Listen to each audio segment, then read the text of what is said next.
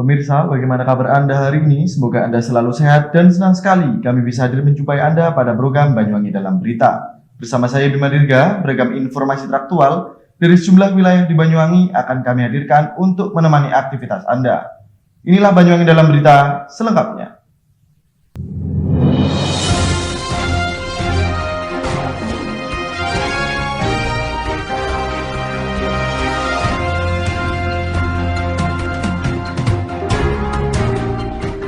Mengawali berita hari ini pemirsa, juru bicara Satgas Penanganan COVID-19 Kabupaten Banyuwangi Dr. Wiji Lestariono menyebut pasca Hari Raya Idul Fitri, angka kasus harian positif COVID-19 di Banyuwangi mengalami penurunan atau melandai.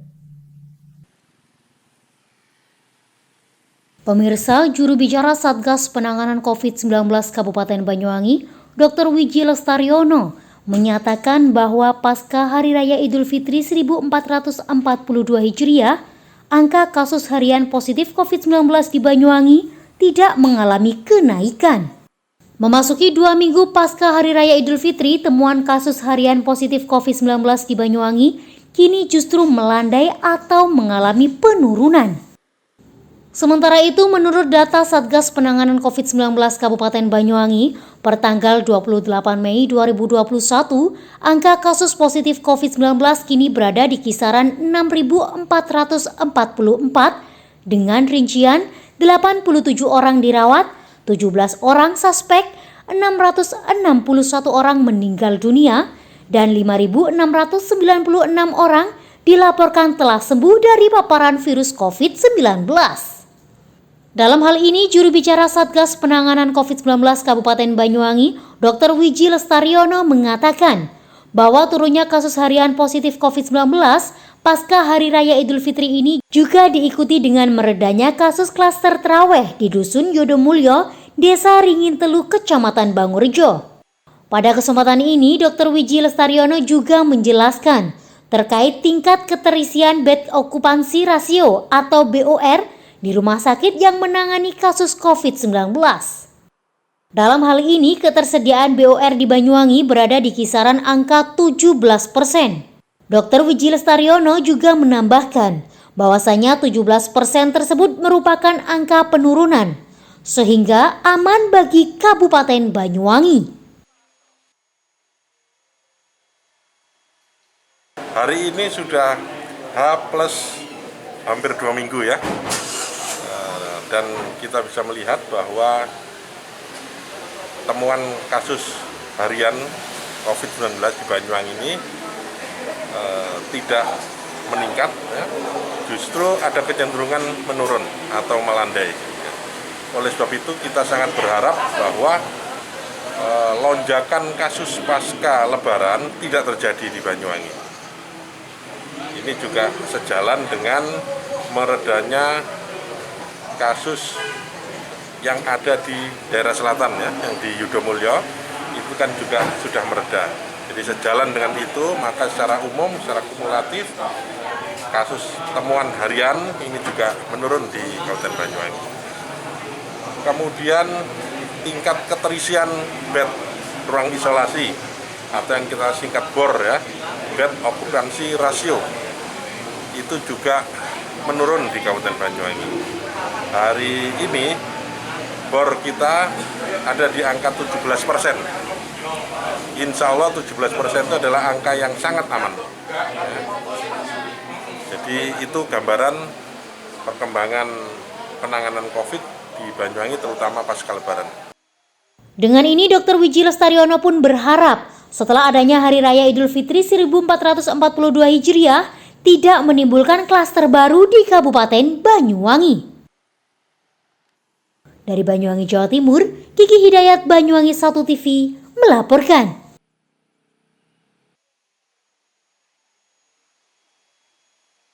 Kita beralih ke berita berikutnya pemirsa, 2 pesepeda asal ibu kota Jakarta rela menempuh jarak hingga 1000 km.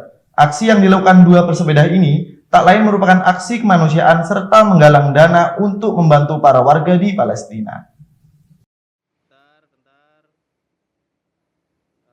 Pemirsa, Muhammad Ma'ahir Abdullah 26 tahun dan Ahmad Khairuddin 33 tahun rela melakukan aksi bersepeda dari Jakarta menuju ke Banyuwangi, Jawa Timur. Hal ini mereka lakukan tak lain guna menggalang donasi untuk membantu para warga Palestina yang terdampak gempuran serangan senjata dari negara Israel. Saat ini kedua pesepeda asal Jakarta tersebut telah sampai di Banyuwangi, tepatnya di Patung Gandrung yang merupakan ikon Kabupaten Banyuwangi. Pada melakukan aksi bersepeda ini, mereka menempuh jarak lebih dari 1000 km dengan melewati jalur Pantura. Sebelumnya mereka berangkat dari Jakarta pada hari Senin 17 Mei 2021 melalui jalur Pantura dengan rute Jakarta, Indramayu, Karawang, Pemalang, Semarang. Setelah itu mereka lanjut menuju Tuban, Lamongan, Surabaya, Probolinggo, Situbondo, dan lanjut ke Banyuwangi. Setelah menempuh jarak lebih dari 1000 km, saat ini mereka telah berhasil mengumpulkan dana donasi hingga Rp34.900.000. Namun dana donasi tersebut tidak memenuhi target yang ia inginkan. Sebelumnya dua pesepeda ini menargetkan 100 juta donasi terkumpul ketika tiba di Banyuwangi. Pada kesempatan ini salah satu pesepeda asal Jakarta tersebut, Mahari, mengatakan bahwasanya aksi ini ia lakukan dari Jakarta menuju ke Banyuwangi, tak lain merupakan murni aksi kemanusiaan. Selain itu, atas aksi ini juga bertujuan untuk menggalang dana guna membantu para warga Palestina. Aksi ini dari Jakarta, startnya tanggal 17 dan berakhir di Banyuwangi di 1000 km untuk Palestina. Tujuan 1000 km untuk Palestina untuk menggalang dana atau aksi solidaritas dari teman-teman pesepeda, pendaki gunung, pegiat alam bebas dan masyarakat Indonesia untuk saudara kita di Palestina untuk atas nama kemanusiaan. Target kami sebenarnya 100 juta rupiah. Jadi analoginya adalah ketika 1 km kami jual atau dalam maksudnya lah jika 1 km itu ada satu donatur yang mendonasikan Rp100.000, maka butuh 1000 donatur untuk mencapai 100 juta rupiah tersebut. Jadi dengan perjalanan sejauh 10 km. Alhamdulillah walaupun tidak sampai target, belum sampai target, saat ini sudah masuk Rp34.900.000. Untuk rute sendiri kita pakai dari Pantura, dari Jawa kita pakai Pantura. Jadi masuknya Jakarta, terus Indramayu, Jakarta, Karawang, Indramayu, Pemalang, Semarang, terus Pantura sampai ke arah Surabaya, Surabaya masuk ke Probolinggo, Situbondo, Banyuwangi. Rencana ini, jadi rencana awal adalah ketika nanti tembus 100 juta rupiah sampai di Banyuwangi, maka perjalanan kembali ke Jakarta lanjut dengan sepeda. Tapi kalau lihat dari situasi saat ini yang jauh dari target 100 juta, maka perjalanan pulang kami loading menggunakan kendaraan umum ke Jakarta. Untuk perjalanan targetnya 10 hari sebenarnya dari Jakarta sampai Banyuwangi, tapi kemarin ada beberapa kendala yang memang di luar keinginan kami lah, akhirnya sampai Banyuwangi ini adalah hari ke-11 dari target 10 hari. Jadi untuk hasil dari donasi tersebut kami kolaborasi sama Aksi Cepat Tanggap atau ACT dalam penyalurannya. Jadi sengaja juga dibuat rekeningnya virtual biar juga transparan, biar teman-teman bisa pantau juga berapa pergerakan terakhir dan berapa donasi yang sudah masuk dan lain sebagainya. Jadi nanti kita melalui Aksi Cepat Tanggap untuk penyalurannya. Dalam hal ini ia juga menambahkan, untuk lebih transparansi dalam menggalang dana dan bisa dilihat pergerakan hasil sumbangan, mereka menggunakan akun virtual yakni aplikasi Link Aja saat menggalang donasi. Dari Banyuwangi, Jawa Timur, Kiki Hidayat, Banyuwangi 1 TV melaporkan.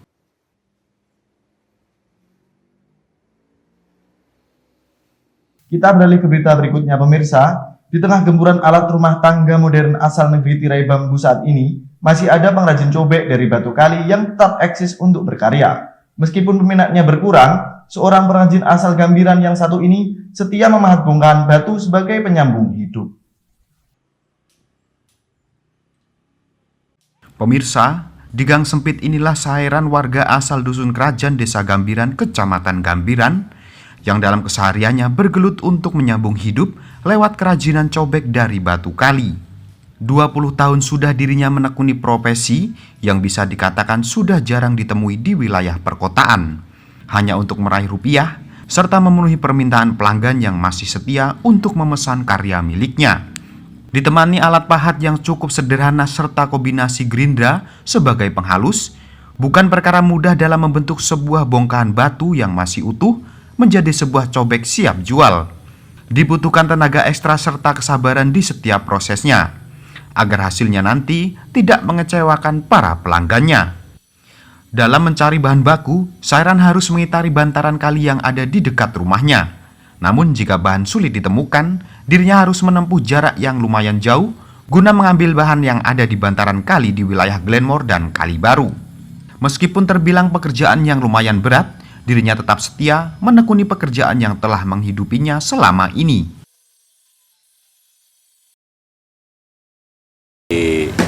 Sulit, tapi ya namanya rezeki ya ada aja. Ya di sungai, di sawah, di Tegal-Tegal itu nyarinya.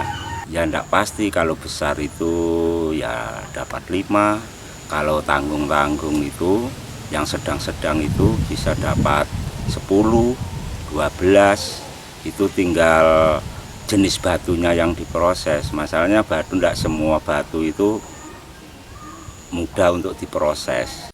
Untuk harga jual cobek miliknya bervariasi, tergantung besar atau kecilnya ukuran. Untuk yang ukuran kecil dihargai Rp100.000 dan untuk ukuran yang besar dirinya mematok harga Rp200.000. Jika pesanan dari pelanggan belum ada, dirinya berkeliling dari rumah ke rumah dengan cara dipikul agar dapur tetap mengepul. Meskipun sesekali dirinya harus pulang dengan tangan hampa karena dagangannya tak kunjung laku. Dari Banyuwangi, Jawa Timur, Eko Purwanto, Banyuwangi 1 TV melaporkan.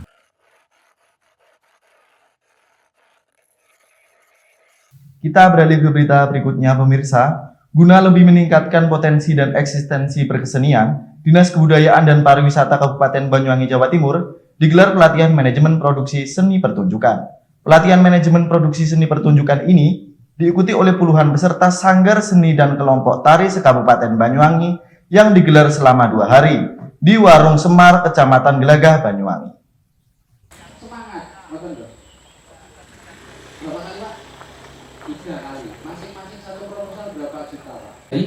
Sekolah-sekolah, tapi yang diambil dari Pemirsa, guna lebih meningkatkan potensi dan eksistensi berkesenian, Dinas Kebudayaan dan Pariwisata Kabupaten Banyuwangi, Jawa Timur gelar pelatihan manajemen produksi seni pertunjukan. Pelatihan manajemen produksi seni pertunjukan ini diikuti puluhan peserta sanggar seni dan kelompok tari se-Kabupaten Banyuwangi. Acara ini digelar selama 2 hari di Warung Semar atau WWS Kecamatan Gelagah pada tanggal 28 hingga 29 Mei atau pada hari Jumat dan Sabtu 2021. Menurut Sekretaris Dinas Pariwisata Banyuwangi, Holikul Ridho menyampaikan, pelatihan manajemen produksi seni pertunjukan di Banyuwangi ini sangat penting, mengingat Banyuwangi merupakan daerah wisata yang tidak lepas dari kesenian dan pelaku seninya. Sehingga nanti di tiap kesempatan pada gelaran pentas pertunjukan, siapapun pelaku seni atau SDM-nya diharapkan mampu dan siap setiap saat menampilkan suguhan pertunjukan secara maksimal. Apalagi menurutnya di era sekarang, penggunaan media sosial sebagai upaya promo juga harus dikuasai dan dijadikan sebagai tambahan pengetahuan dalam menggali potensi SDM yang ada dalam upaya berkesenian di Banyuwangi. ADART. Ya, hari ini hari pertama yang dilaksanakan ada pelatihan manajemen pertunjukan seni dan budaya Banyuwangi.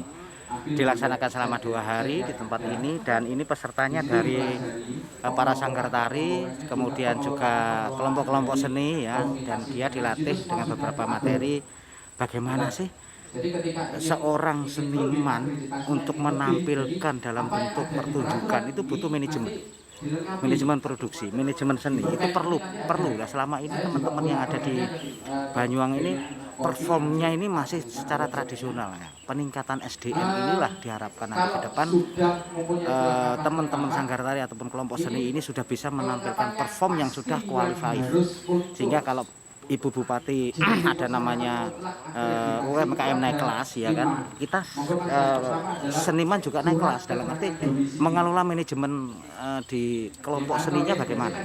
Nah, ini pada hari ini dilatih manajemen pertunjukan seni. Diikuti berapa orang dari mana saja pesertanya, Pak? Pesertanya ada 40 ya, 40 orang yang dilaksanakan selama 2 hari ini dan hari besok yang kedua hari terakhir. Dan beberapa materi yang dilakukan, jadi kerjasama antara Dewan Kesenian Belambangan dan Dinas Pariwisata. Jadi penentu materi semua dari Dewan Kesenian, kita memfasilitasi dari dinas ini dalam rangka untuk meningkatkan SDM daripada para seniman-seniman yang ada di Banyuwangi. Kita berharap ke depan nanti kita akan terus melatih, meningkatkan seniman-seniman yang lain dalam bentuk materi-materi yang berbeda nanti untuk kualitasnya biar lebih meningkat. KTP Ketua, KTP Bendahara. Dalam kesempatan yang sama, Febri Veronica, salah satu peserta sanggar seni dari Glamour, menyampaikan pelatihan manajemen pertunjukan seni seperti ini menurutnya harus sering dilakukan. Sebagai perwakilan dari puluhan peserta yang ada, dirinya menyambut antusias.